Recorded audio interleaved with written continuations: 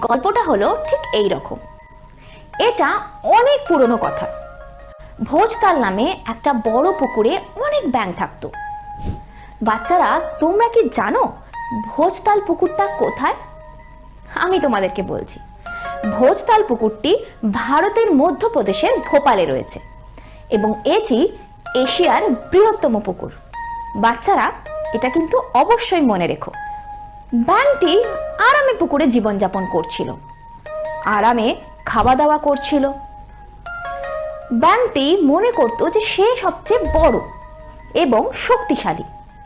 ব্যাঙ তার বাচ্চাদের কাছেও নিজের সম্পর্কে মিথ্যে কথা বলেছে এবং শক্তিশালী হওয়ার মন গড়া গল্প বলেছে। ধীরে ধীরে সেই ব্যাঙ তার বড় হওয়া নিয়ে গর্বিত হতে শুরু করে।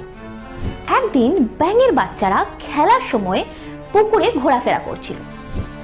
তখন একটা বিশাল বড় ষাঁড় পুকুরের পাড়ে জল খেতে এলো।